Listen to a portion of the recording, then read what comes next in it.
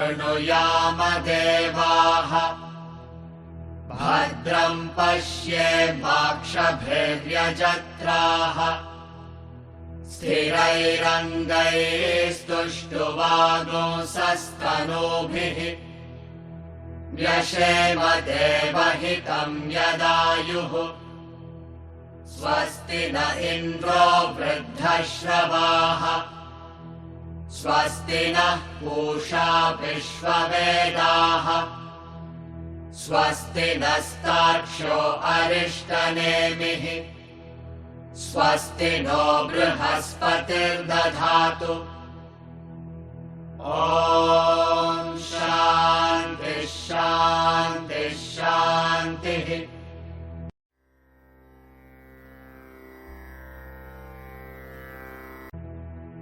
अथाश्वलायनो भगवन्तं परमेष्ठिनमुपसमेत्योवाच अधीहि भगवन्तं विद्यां वरिष्ठां सदा सद्भिः सेव्यमानां निगूढाम् यया चिरात् सर्वपापं व्यपोह्य परात् परं पुरुषं याति विद्वान् तस्मै स होवाच पितामहश्च श्रद्धा भक्तिध्यानयोगादवैः न कर्मणा न प्रजया धनेन त्यागेनैके अमृतत्वमानशुः परेण नाकं निहितं गुहायां विभ्राजते यद्यतयो विशन्ति वेदान्त विज्ञान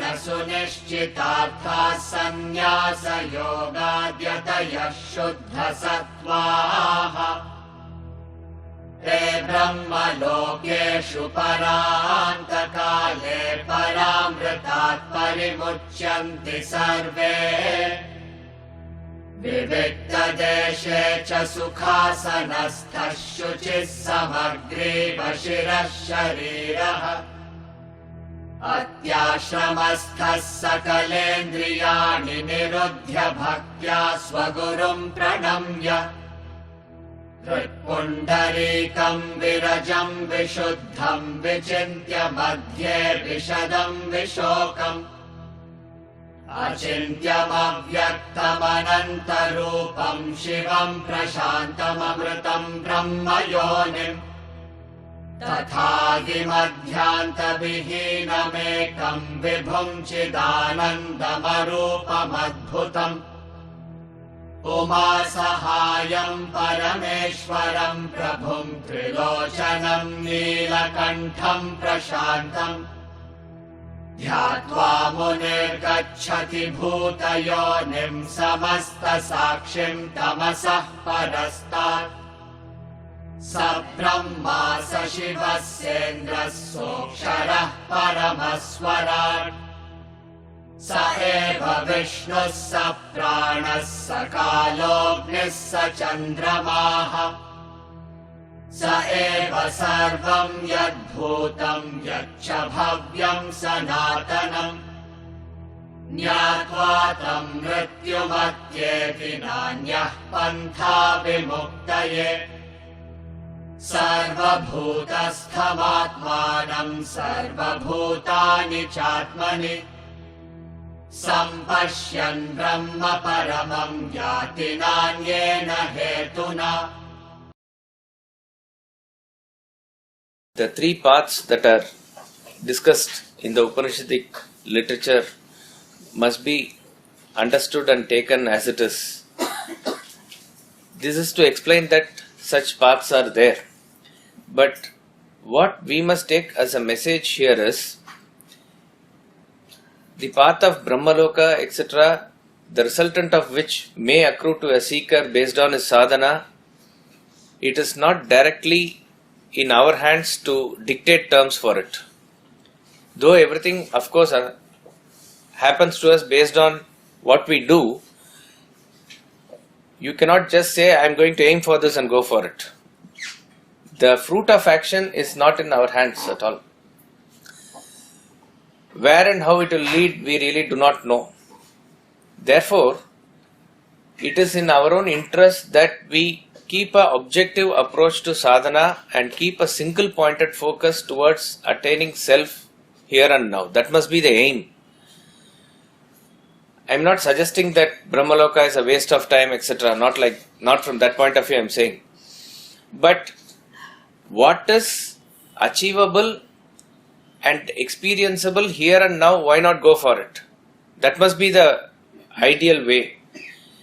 The Vedanta, as it is taught to us by Swami Vivekananda and Ramtirtha, they call it as a very practical science.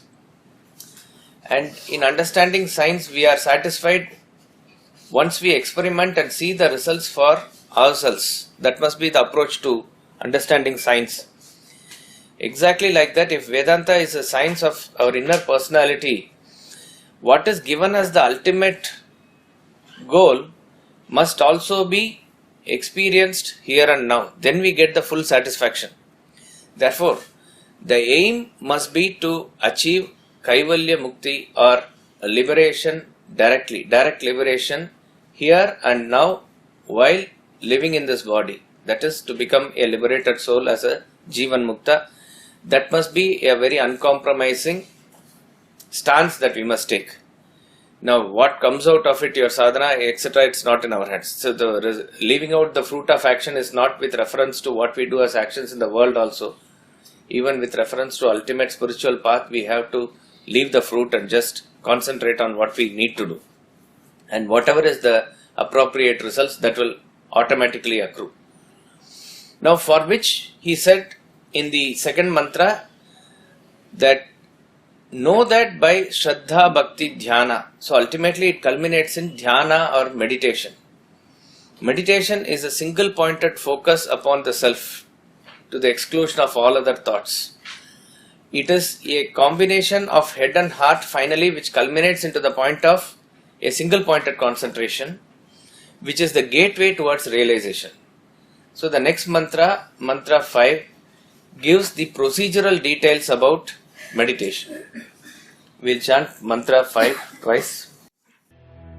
विविक्तदेशे च सुखासनस्थः शुचिः समग्रीव शिरः शरीरः अत्याश्रमस्थः सकलेन्द्रियाणि निरुध्य भक्त्या स्वगुरुं प्रणम्य हृत्पुण्डरीकं विरजं विशुद्धं विचिन्त्य मध्ये विशदं विशोकम् विविक्तदेशे च सुखासनस्थः शुचिः समग्रीव शिरः शरीरः अत्याश्रमस्थः सकलेन्द्रियाणि निरुध्य भक्त्या स्वगुरुं प्रणम्य हृत्पुण्डरीकं विरजं विशुद्धं विचिन्त्य मध्ये विशदं विशोकम्.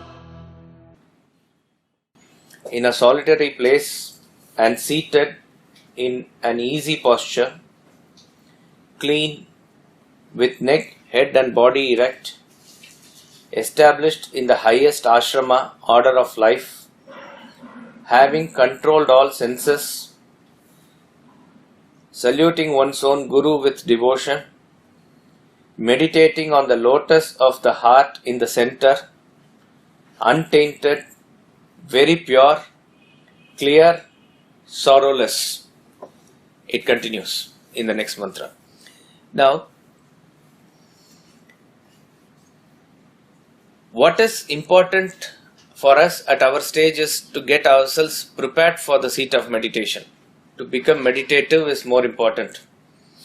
Meditation is more of an effect, and to put in the hard effort to become meditative is the real sadhana for us. No doubt there is effort in the seat of meditation also, but wherever meditation is discussed in the scriptures, whether it is in Gita, whether it is in Atma Bodha, whether here, these are very limited texts that we know, but probably everywhere where it is discussed in various other Upanishads also, 100 out of 100 times, whatever is the preparation required for meditation is either directly given or indirectly suggested.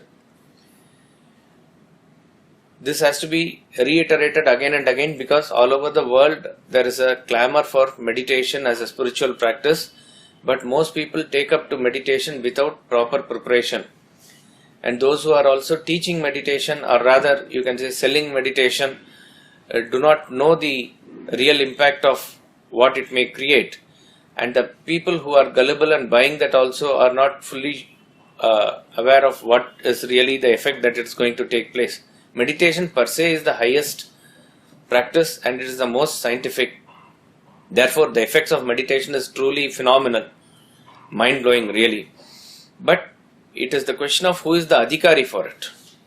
In fact, all of us must someday, sometime aim to sit in that seat of meditation, use it as a key towards self-realization must be the aim.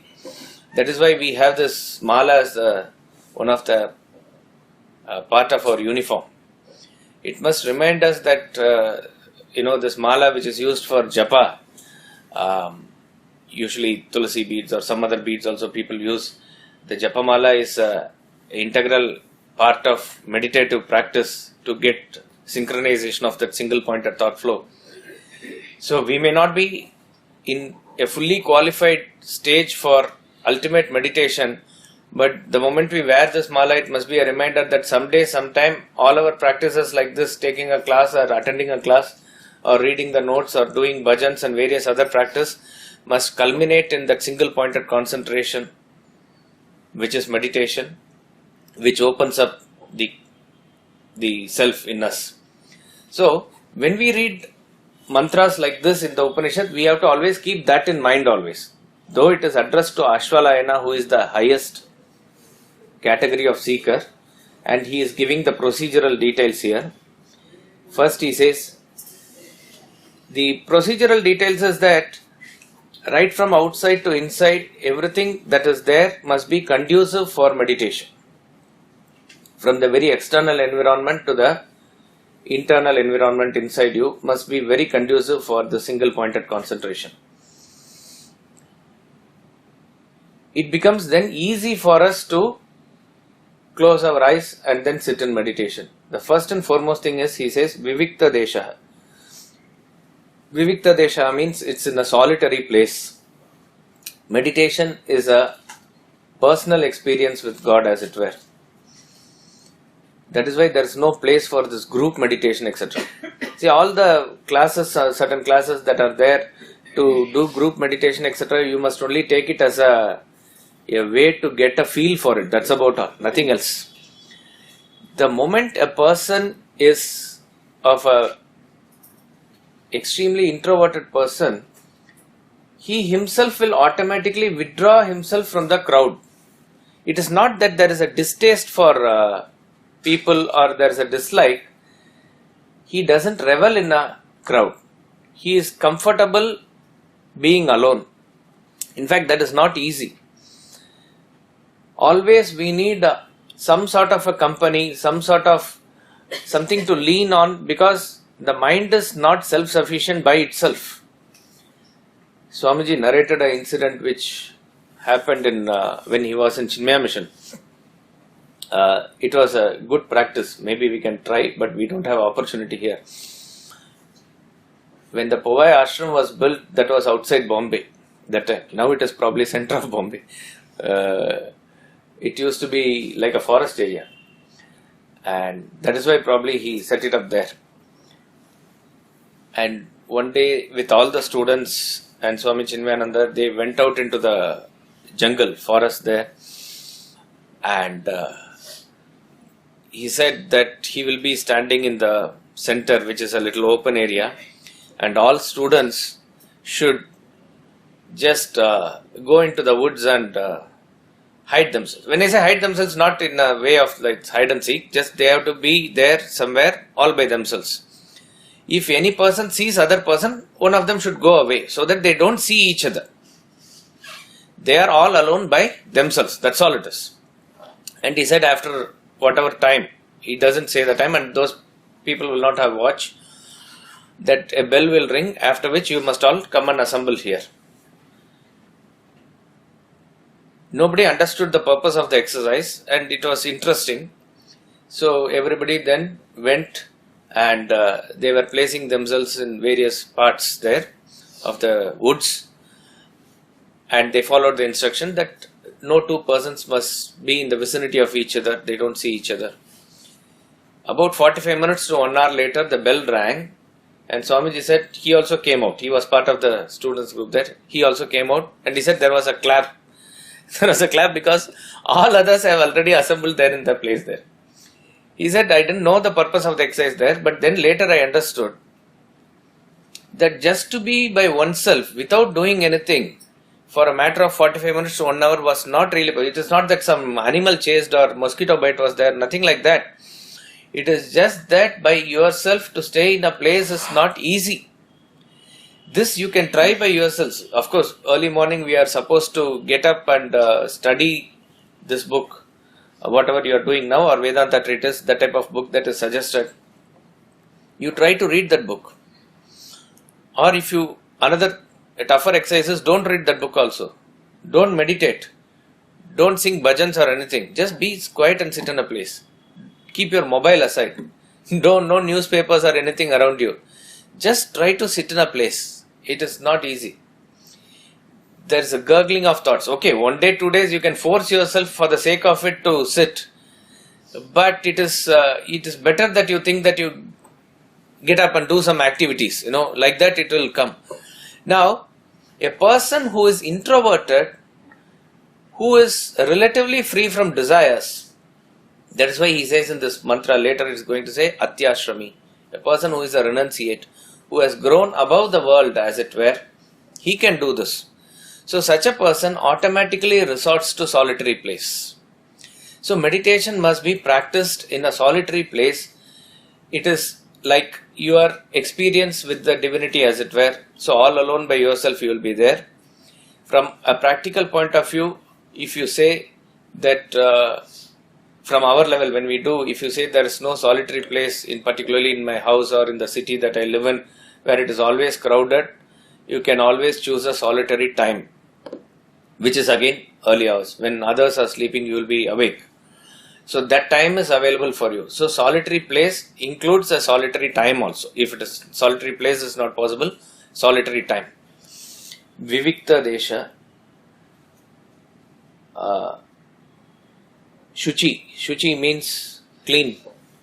Cleanliness is emphasized outside and inside. Obviously here Shuchi comes after Sukhasanastaha. Obviously he is talking about the inner purity. But it is very important that we keep the environment also clean. Even for study, if the study desk and the room is not clean, you will not be able to really concentrate. How can the eyes even close? You can say that it's only a closed eye practices. When the things around you are not proper, if it is not conducive, it is not possible for you to concentrate. So cleanliness is there both outside, and obviously he is talking about a pure heart inside, cleanliness inside. Cleanliness inside can be, how can we measure it? One way is that incapacity in a person to think others can do any wrong to him. Meaning there is absolutely no trace of negativity in that person. This is a pure mind. Even if you provoke that person, he can never think that others can do anything harm, not just to him. Any harm intention of other person cannot be there, because he just cannot project that in other person. Like how in Ishavasya mantra 2, the Rishi says just do karma. He cannot conceive of any other karma than selfless karma. There is no question of what karma I should do, because he does not know any other karma. Like that a state of mind comes where you do not know anything that is negativity.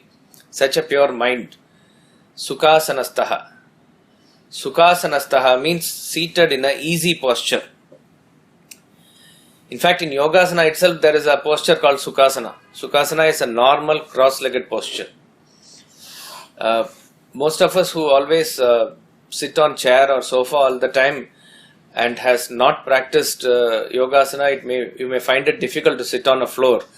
But there is no better posture to sit for meditation than to be seated on a floor. When I say floor, on a flat surface on the ground. Of course, you can put certain things on it as a double folded cushion.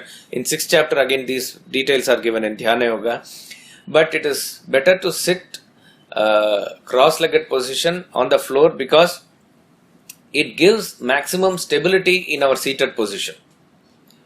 If a person can actually practice and be comfortable in the pose of Padmasana, that is the best thing. But it is rather difficult for those who have not practiced Yogasana on a regular basis. Padmasana is where both the legs are crossed and they are like the heels are touching the abdomen, that sort of a pose. But if you get into that pose, nothing like that. Now this is not to force ourselves to do this pose, because with the pain in your leg you cannot concentrate and meditate. It is not recommended like that. But a person who has done it for a long time, he will do it. The next compromise on the pose is Ardha Padmasana. Ardha Padmasana is where one leg is up, the other leg is on the ground, where it is inside the gap on the reverse side of the knee where it is formed, and you place the left leg on the same position on the right side. This is Ardha Padmasana. If this is also difficult, then you sit in Sukhasana. Sukhasana is the normal cross-legged posture. The whole idea is to sit comfortably. That's about all. So actually pranayama, yoga, all these things helps. We must do. When we say yoga, it is not to be merely taken as physical exercise alone. Yoga is an integrated practice. But when you do asanas, it does help your internal and external organs to be conducive for the spiritual sadhana. So therefore, there is a controversy created whether it is a Hindu practice or etc. Doesn't matter. It is definitely a Hindu practice.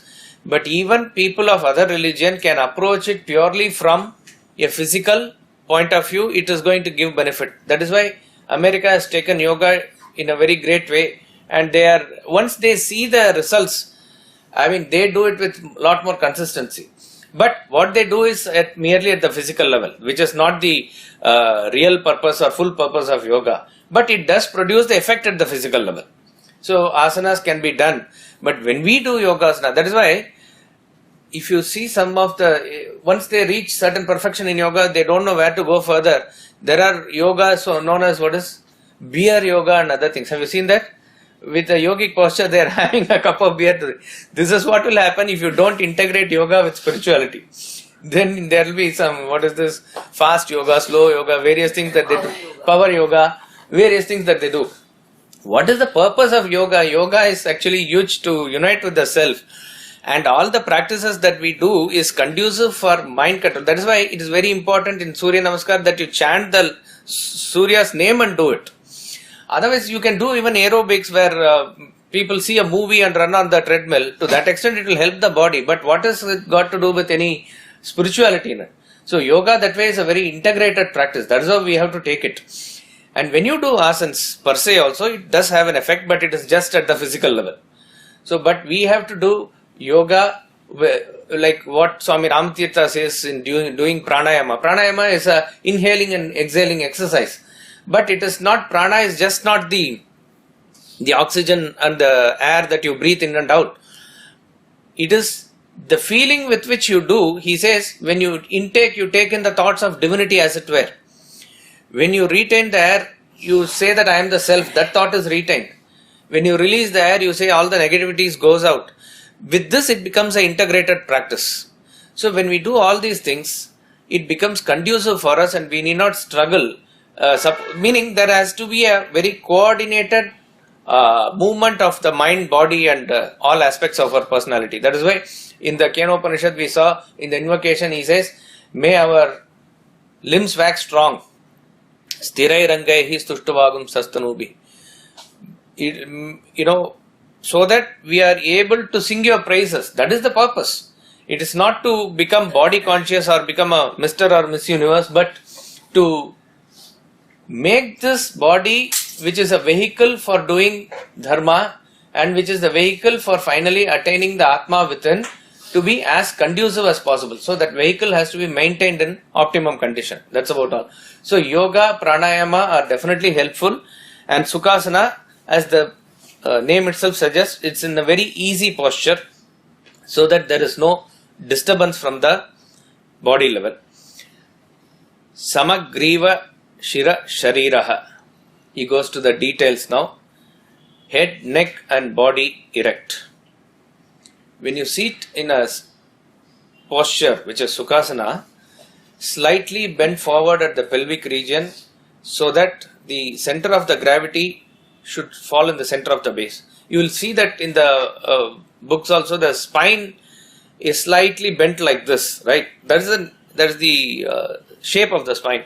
So in order to keep it straight, slightly bend forward in the pelvic region so that through this top of the head and where the base that you are sitting, it forms one straight line and it is most stable. The center of the gravity through you falls in the center of the base that you are sitting. It's the most stable position.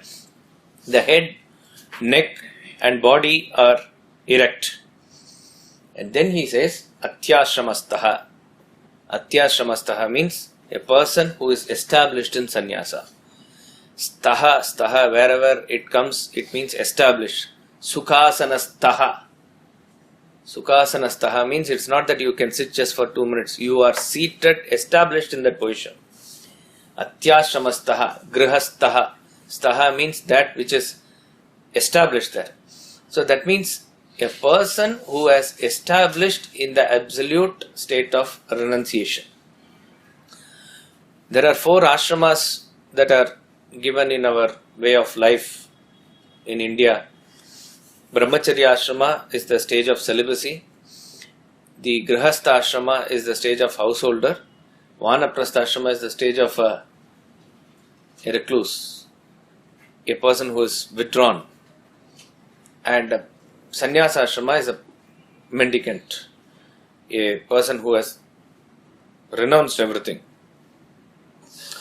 These 4 correspond to, as we studied before, the various aspects of Vedic studies also.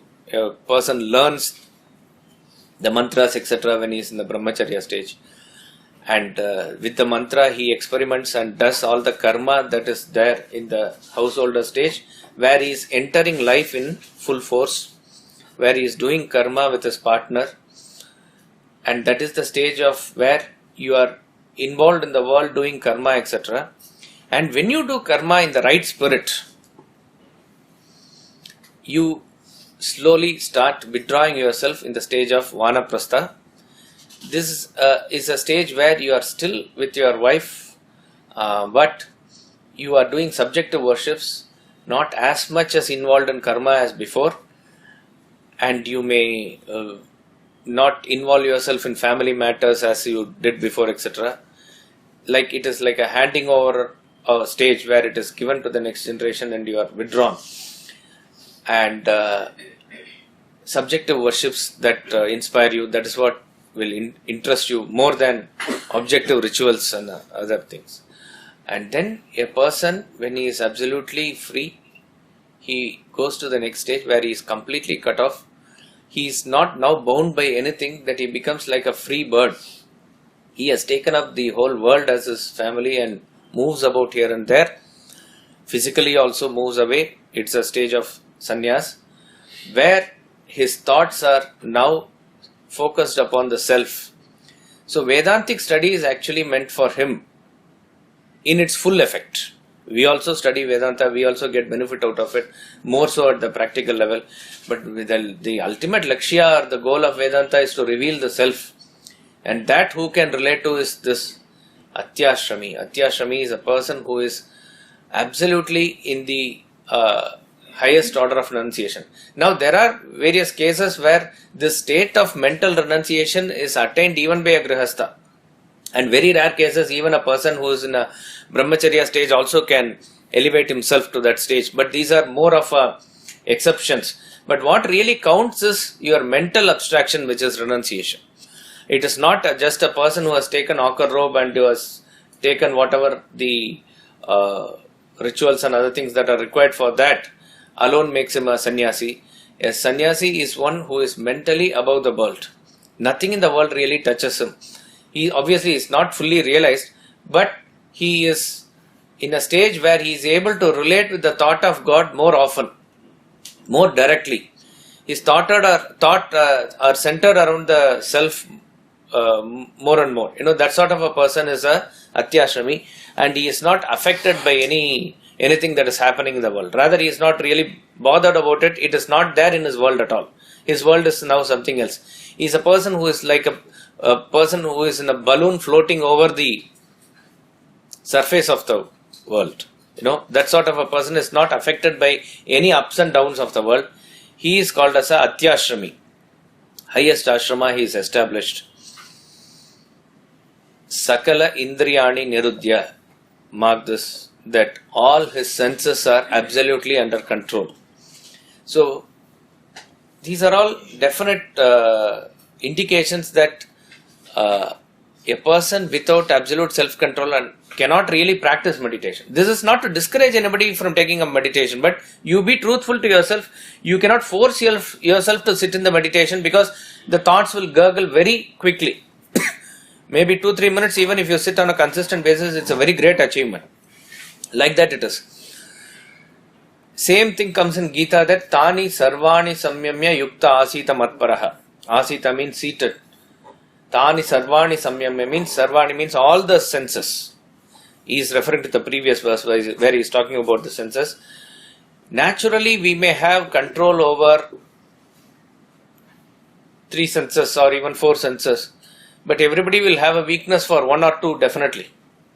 And that is where we need to be very careful about. And it is not easy, because senses are powerful by themselves.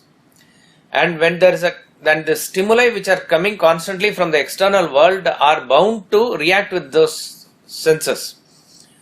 See, none of these senses can be shut off by itself. See, when a person can control the organs of action by not doing action, that is possible. But senses, how can we really shut off? How long can we close our eyes except in sleep?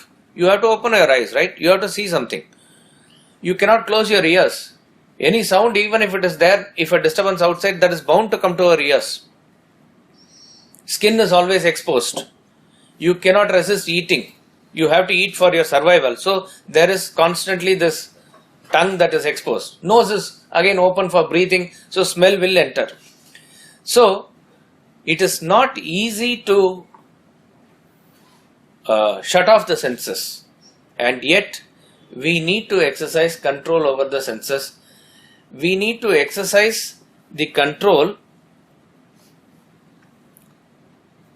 even at our stage by not really suppressing them beyond a point. Self-control is not denying yourself of the basic contacts at our level, where one may really become frustrated by not getting established in the highest knowledge. But control is when you dictate terms and then the mind acts accordingly. That is called as control. This person has absolute self-control with reference to all the senses. And the next point really gives a beautiful supplement for this. So on the seat of meditation he says, Bhaktya Swagurum Pranamya.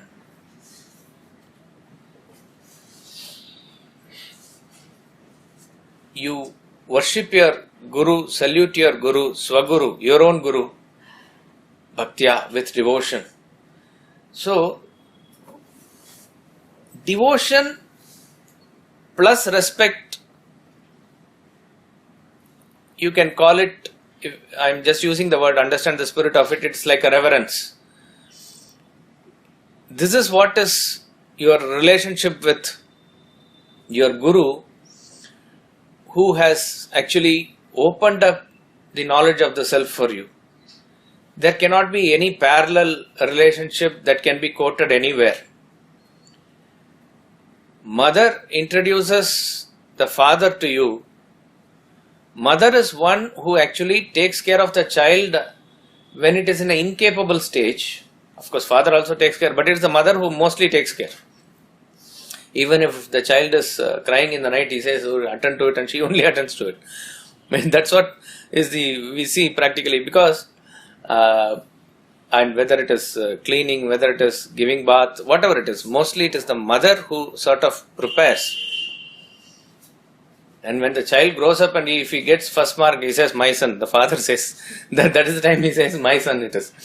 So, it is the mother who tends to the child when the child is in a very incapable stage. With all love and affection, she prepares him where he can grow to greater heights later on.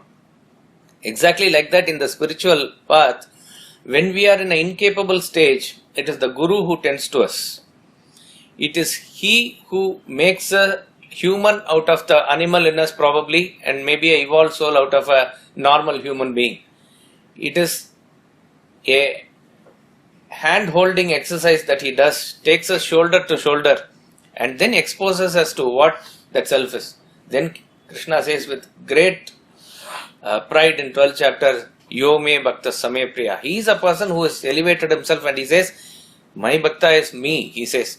So Kabira says, if Guru and Govinda were to appear together, who should I prostrate first to? He says it is to Guru. Because it is the Guru who has exposed who Govinda is, who that self is. Therefore, imagine a person who has attained the seat of meditation, who has come to that stage where he is in the seat of meditation. All this was possible by the grace of the Guru. He was just not a signpost. It was his grace. It was his knowledge. Through then his own effort and practice, no doubt about it. But with gratitude, if you are able to just think of your Guru, because Guru is just not a personality with the features that you and I have. He is a bridge between the Jivatma and the Paramatma. He is the representation of the Paramatma itself. A God who we cannot directly approach, we can approach easily through this Guru. So he is ideal for us as far as the self is concerned. And with a lot of gratitude, you say thank you. Of course, there cannot be any thanks that can equal to what the Guru has given us the service. But it is that attitude. Once that attitude is there, once that thing is there, it becomes very easy, very conducive. So, when we talk about a single pointed concentration in meditation, it is not a very, I wouldn't use the word dry, but it is not a intellectual thought alone that you force yourself to be in single pointed concentration. It is it's a thought which is bathed in the water of devotion. So Guru's worship at that point really helps. And by Guru, it is Swaguru means not any other Guru. The Guru is a representation of the long parampara that he comes in. So from time immemorial, this knowledge which has been handed over in tradition, you actually salute the whole parampara through your Guru. So, Swaguru means, see, even the greatest Advaita Acharyas have said, as far as Advaita means there is no differentiation between you and God. It's one and the same. Even such Acharyas, when it comes to Guru, they have only Dvaita Bhavana. Dvaita Bhavana means Guru and I are different. It cannot be. That is how they have felt. That is why you will find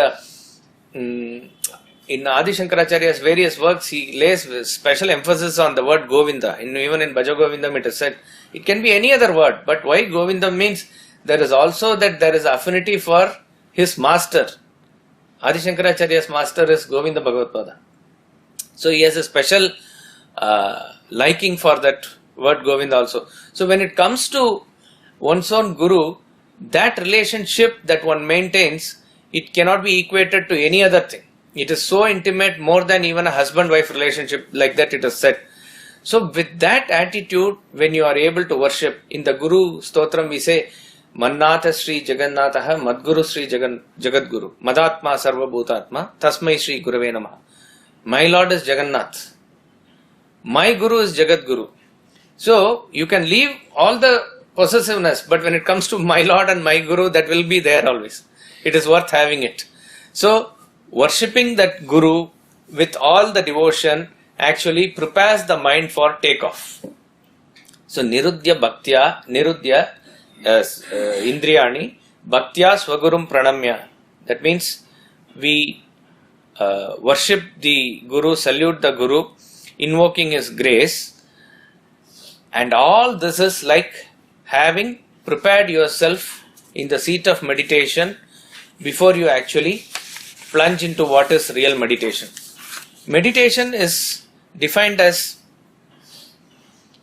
keeping your mind aloft in a single pointed thought to the exclusion of all other thoughts. A single pointed thought of the self alone that you have, that thought alone you hold on to, that you concentrate, that you focus, and no other thoughts are allowed to enter. Where do we really meditate? Because the mind seems to want something to hold on to always. There is not a single point of time where we see in our experience where the mind is not attached to some object or the other. So when you remove from all those things and you say finally put your mind on God, of course he is talking about a prepared seeker, so for him it will be, I'm not saying it is easy, it is practical for him, but in our present state we may find it difficult. That self is nothing but the core of the personality within you. That is what you need to focus on. Hrit Pundarikam, he says. Hrit Pundarikam means it's the lotus of heart. Everywhere, various places, always you see in the pictures also, the lotus is always equated to the self. Even we see God standing on lotus. That means where they are standing on is the pure self only. Now why exactly lotus? I forgot. There is some logic also behind it. But lotus is always equated to that. Hrit Pundarikam, meaning that lotus of the self is within yourself in the core of your personality. Heart here refers to the core of your personality. Not the biological heart. It is the deepest core of your personality. That self can be understood or meditated upon with certain pointers that are given. Now the question arises whether we need to meditate upon the self in the formless way or with a form, etc.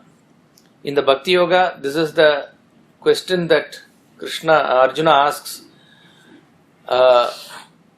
He is asking even with reference to Upasana, Paryupasate, he says, whether we should worship you or the Avyakta. Who is greater, or which worshipper is greater, he is asking. Evam satata yuktaye bhaktastvam paryupasate echapyaksharam avyaktam tesham ke yoga vittamaha. Aksharam avyaktam, which is the unmanifest reality, the formless reality, those who worship that, or those who worship you. You here refers to Krishna, who is referring to the self with a form. Which of this is better? Who is a better bhakta? Yoga vittamaha. Who is a better yogi? This is what he is asking. To which Krishna's answer is, those who worship me is better. Very clear cut answer he says. And then he says, but those who worship the unmanifest also definitely are going to reach me. There's no doubt about it. And in the 5th verse he says, Klesho digatarastesham avyakta sakta chetasam. It is much difficult for you to concentrate on the unmanifest reality. There the adhikari is Arjuna. Arjuna represents most of the humanity like us. So for us to worship the reality with form is much easier. Those who are able to worship the unmanifest reality as it is, very blessed they are. You need to prostrate to them and they are taken care by themselves. There's no problem. That is why in the 7th verse in the same chapter he says, Tesham aham samuddarta. I am there for others to help. If a person is very smart by himself who can concentrate on the unmanifest reality, what else is required? I mean, really they are great, but those people form a very small percentage. Here in the Upanishad he is talking about the Adhikari, who is Ashvalayana, who is obviously a very great Upanishadic student, to him, what is interesting in this Upanishad is, he is giving both types of meditation. He is giving the meditation upon formless reality, and which is unmanifest, and he is also recommending meditation upon reality with form. Here he is indicating 4 words which are directly referring to the self. In mantra 6, he is talking about the self which is unmanifest, and in the mantra 7 he says, you think upon that self as Lord Shiva. Here the form of Lord Shiva is given. So therefore, Upanishads recommend both. What should I do? You do what is inspirational for you. See, there are very many people, particularly in Bengal, who say they are traditionally following the Brahma Samaj or Arya Samaj, etc., which is, you can say, now a parampara of having considerable time. How many years? 150? More than 150 years it is there. And whether or not it is in a great practice, we do not know, but that people maintain the tradition. They say we belong to Brahma Samaj, etc. And Brahma Samaj, Arya Samaj talks about Brahman in the direct way. Arya Samaj also doesn't encourage idol worship or Murti worship. They talk about directly relating to Brahman. The founders, whoever, great people, probably they were able to do it, and they quoted the Upanishad. But they said this is what it is and tried to spread it as best as they could. But really, if it is not for the masses to take it in that way, it will not sustain itself as a living tradition. That is the beauty with our Hindu Dharma. Nobody can say that you can or cannot do certain things here. Whether it is confirming or non-confirming tradition. See, there are various gurus and cults which are formed from time to time.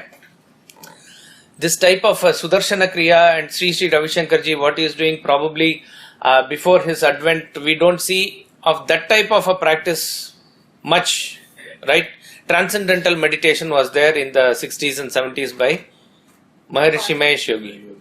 Paramahamsa Yogananda was also there. He was there. Now that was a cult that spread. ISKCON then spread in a very great way. In the West also he was able to do Hare Rama, Hare Krishna. And each of them even quote what they are practicing from the traditional Upanishad only, or the practices which are there before. Hare Rama, Hare Krishna, Chaitanya Mahaprabhu and other people established that thing in Bengal and other parts of India. They did.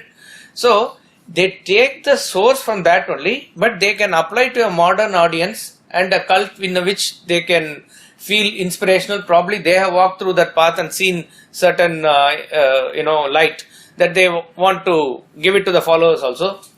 Nobody can say that you can do or cannot do. Who is that? Jaggi Vasudev, Sadguru, he is also recommending certain meditation and various other practices that are there. And there are various followers who are sincerely doing that also, which is having a big following now. Nobody can say whether that is Hinduism or not Hinduism, or whether it is conforming to Vedas or not Vedas.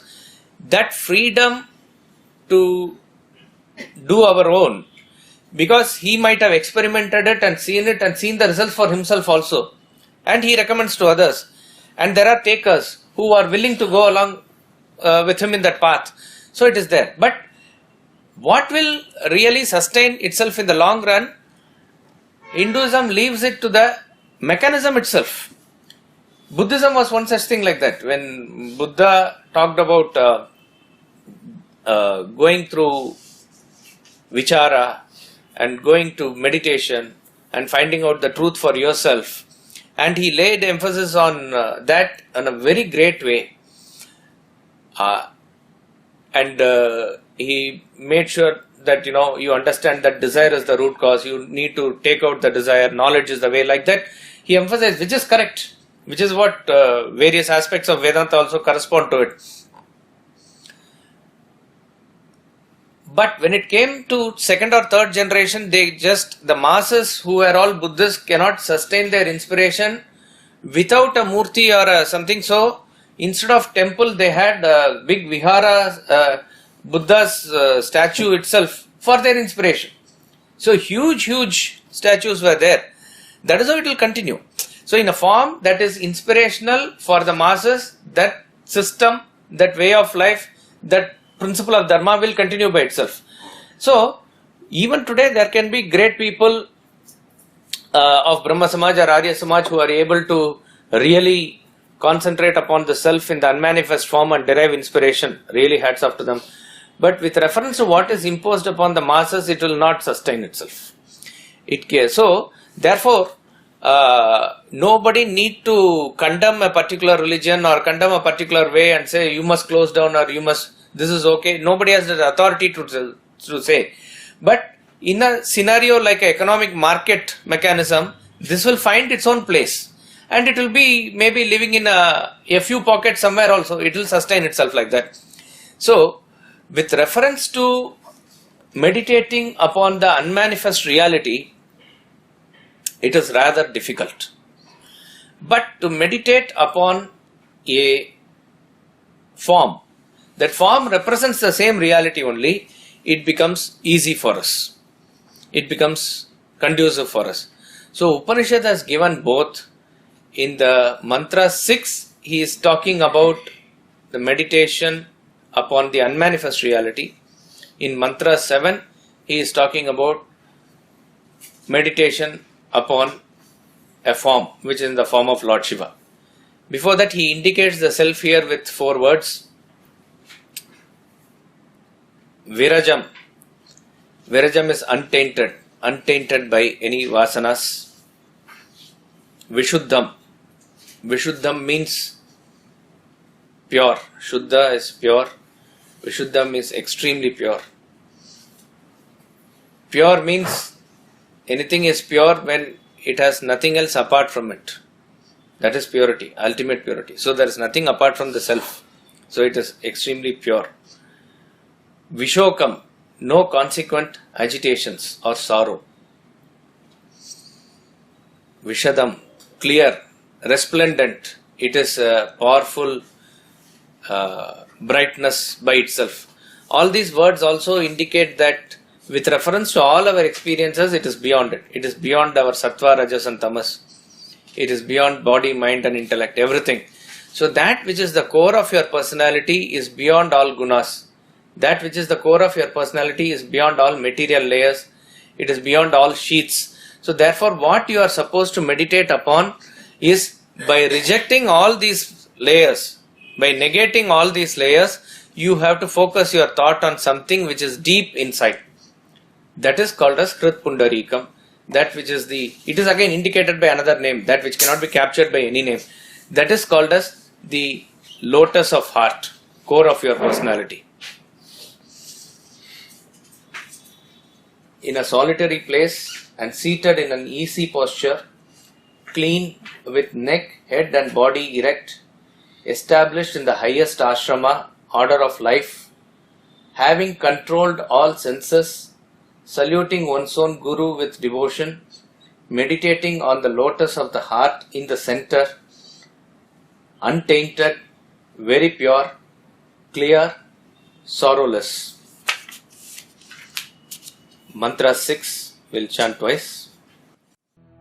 Achintyamavyaktamanantarupam Shivam Prashantamamritam Brahmayonim Tathagimadhyantavihinamekam Vibhum Chidanandamarupam Achintyamavyaktamanantarupam Shivam Prashantamamritam Brahmayonim Tathagimadhyantavihinamekam Vibhum Chidanandamarupam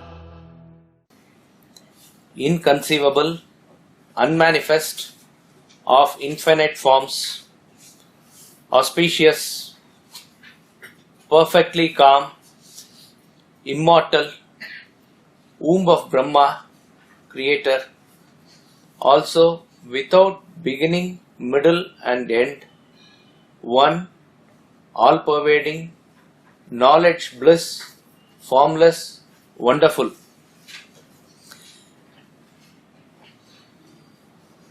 We said that to concentrate upon the formless reality is rather difficult, but how do we do it? Can we really do it? From our point, we can imagine and say at least it is possible to do it, but we really cannot be doing it maybe on even a sustained basis. Maybe in a moment of inspiration when suddenly you reach the highest state in a flash for a moment, maybe you can experience it. But is there a way by which we can understand that mind free from thoughts, as we understand thoughts now, is it possible to really achieve? For us, thought is in some form or the other. Can you think of any thought which has no name or form to it? Even when you talk about thought of a intellectual concept, I say that you think of trigonometry. What is it that you are thinking now? The form of some form, symbols, Tan, chords. theta, x, some symbol, some form, some triangle, something which is to do with whatever the trigonometry says. When we talk about communism, socialism, it is a concept, it is an idea, it's ideology. So when we say think of communism, what do we think of that? We think of, suppose if it is equal distribution of wealth, you think about Russia. you can think of Russia, right? You can think of some society where everybody is equal. You can picturize that. Whether it is a reality or not, it's a different thing, but you can picturize that sort of a thing. So it is a concept. Capitalism is a concept. So every concept which is essentially thought cannot be conceived without some form or the other. No, this is with reference to worldly thoughts and ideologies, which is right. Now he is talking about something which is transcendental, which has really no form. That is why the first pointer that is given here itself is achintyam, inconceivable. You cannot conceive it. When we say communism, if you are not able to conceive, you can be educated, and you can be educated with from the known to the unknown with reference to you show some poor people, you show some rich people, and you say that both of them must be equal, something like that. It can be educated. Then you are able to visualize. Your imagination can go. Similarly, Upanishad is actually giving these pointers to make our imagination to go and knock at that door actually, which is beyond that. It is rather difficult to do it without anything associated with it, but that's what it is. The closest thing that we can try and think from our regular experience is the thought of sleep. Thought of sleep is actually not there. I mean, but what is it? Even when you get up and say you had a good sleep, you cannot really capture it in your thoughts. But it was that something that you experience as a blankness there. It is nothingness there. Nothingness cannot be captured in thought, because nothingness is actually absence of everything, including thought there. But last night or any night that you go to sleep, before you fall off to sleep, can you think of that very thought that you thought just before going to sleep? This is the thought after which I went to sleep. Can anybody capture like that? But there was a stage, a transitional stage, where you went from waking state to the deep sleep stage. Forget it, whether through dream or something, that's not the point of discussion here. When you say sleep and waking here, from waking, you went to sleep state, and you know that in waking state your thoughts are there, and in deep sleep state thoughts are not there. what could be probably the last thought that you had before you went to sleep? You might be worried and thinking of various things, that you are thinking of a particular problem and it is continuously running in your mind, which is making you actually sleepless. But you did sleep, maybe at 2 o'clock you slept or 3 o'clock you slept. Just before that, what was the thought that was running? We cannot say. Suppose if you are able to capture that thought as closely as possible, which is sort of a thoughtless state which we go through mechanically, which we go through sort of unconsciously on a daily basis. Here, if you are able to bring that thought using that pointers consciously, you are able to capture that self. It is possible. So, by constantly negating everything, you are actually making your thoughts as clear as possible without anything, and the aids for that is given here, that each and everything comes with reference to various pointers that are given. You are able to say not this and negate that. And then what remains is actually that only. So you are able to indirectly send your thoughts deep towards that using all these pointers. Pointers is something like in geometry that you say that to point a particular point from a line segment AB, and you say it is 4 centimeters from A and 5 centimeters from B, you draw an arc and you can point it out. But this actually it is pointed. But here this self cannot be pinpointed like that. So you say inconceivable, you draw an arc with reference to inconceivable, something there. And then it says unmanifest. And then it says Ananta Rupam. Ananta Rupam means, very interesting, in the same mantra he says Ananta Rupam. Ananta Rupam means infinite forms. Later in the same Arupam he says. Arupam means formless.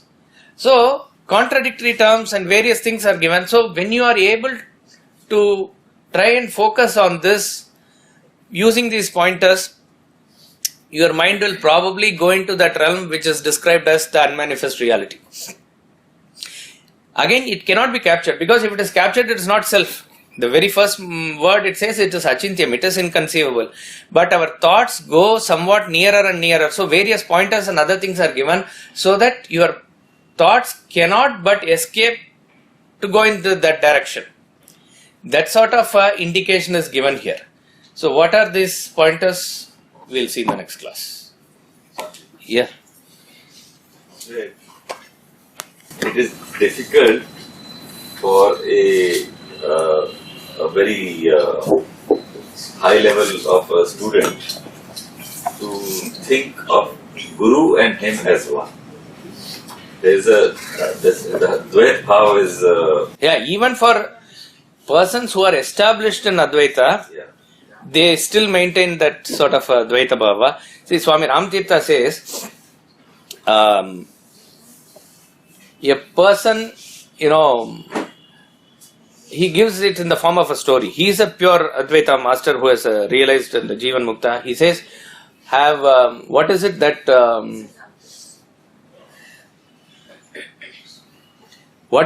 you have learnt?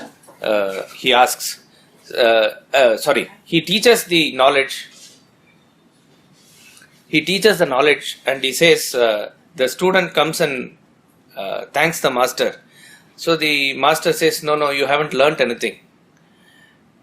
And he then goes, he meditates, he then comes up with a greater understanding, and he comes and prostrates to the master. Master says, you haven't learnt anything. This happens third time also, and fourth time he doesn't come, he doesn't thank. And that is the time he says that student has actually understood. That means he has understood the self, that he and the master are not different.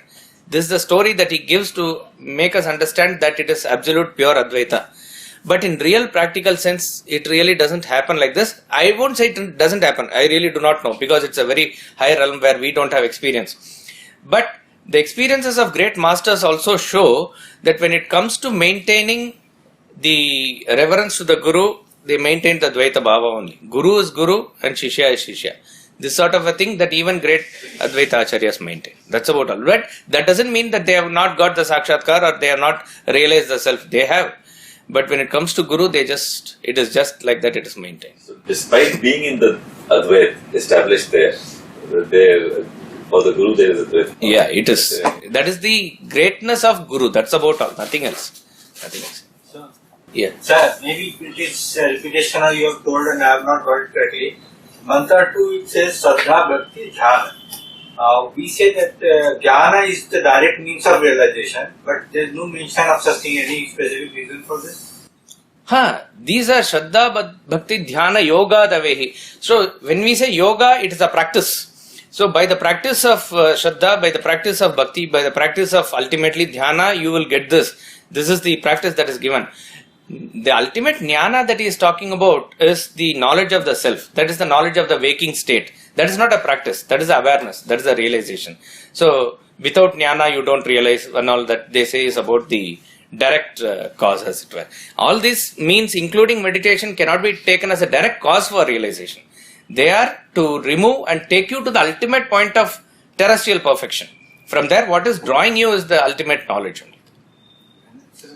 But the mantra 6, as it describes, Akintyam, Agatyam, Anantarupam, how is it nowhere there is a mention of thought process as such? So, can we not say that it is just a pointer indicating towards the pointed and sort of like what we say is Satyam, Jnanam, Anantam, is just a pointer type of thing. You say that these are also pointers. You can take that, but what you have to understand, that is why the interpretation by masters is helpful here, and it is placed between 5th and 7th mantra. 5th mantra is talking about how one should meditate. 7th mantra is talking about how one should meditate upon a form. So definitely this is a mantra which is talking about meditation upon the unmanifest reality.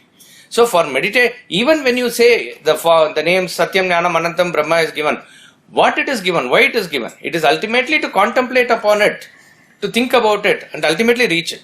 So to reach it, through the process of meditation, it can be a meditation upon the unmanifest reality or the manifest form. That's how it is. Yes, sir. So you have mentioned that the idea for meditation, somebody should meditate only after reaching a certain level. Right. But coming back to mantra 5, it says that person who already controlled his all senses, somebody sorrowless, which is basically nishkam karma, and somebody pure. So that means No, sorrowless, nishkama karma. Sorrowless means somebody who is not really concerned. Sorrowless is a very high level of a person. Let me rephrase myself. And somebody who will control all his senses. So these are all qualities of a highly evolved person.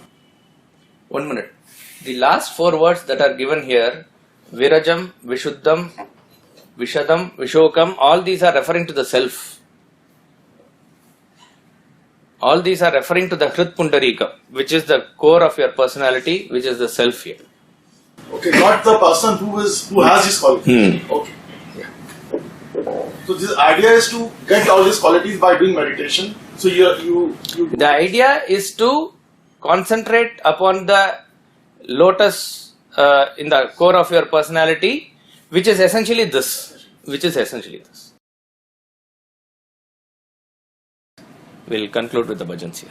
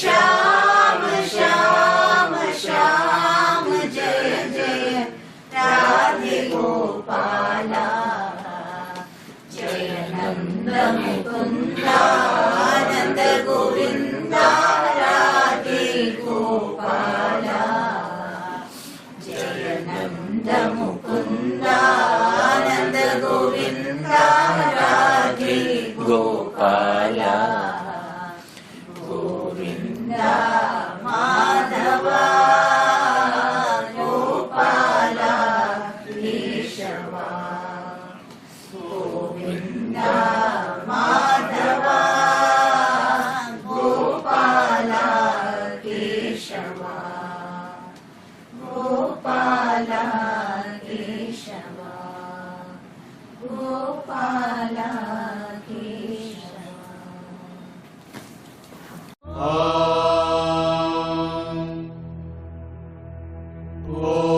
पूर्णमदः पूर्णमिदम् पूर्णात् पूर्णमुदच्यते